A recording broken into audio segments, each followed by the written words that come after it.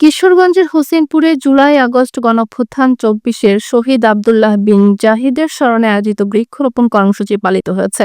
শনিবার সকালে উপজেলা পরিষদ চত্বরে আম গাছের চারা রোপণ করা হয়। এ কর্মসূচি দেশের অন্যান্য স্থানের মতো হোসেনপুরেও শহীদদের প্রতি শ্রদ্ধা জানাতে আয়োজিত হয়।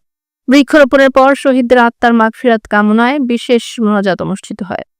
উপজেলা নির্বাহী কর্মকর্তা কাজী নাহিদ ইভা, সহকারী কমিশনার ফরিদ আল সোহান, স্বাস্থ্য ও পরিবার পরিকল্পনা কর্মকর্তা ডাক্তার তানভীর হাসান জিকো, কৃষি কর্মকর্তা একেএম শাহজাহান কবির, ওসি লিমন সহ অন্যান্য সরকারি ও সমাজসেবী ব্যক্তিরা উপস্থিত ছিলেন। শহীদ আব্দুল্লাহ বিন জাহিদের মাতা ফাতেমাতুজ জোহরা এবং জুলাই যোদ্ধা মোহাম্মদ শওকত হোসাইন ও আল আমিন ভূঁইয়াও অনুষ্ঠানে অংশ নেন।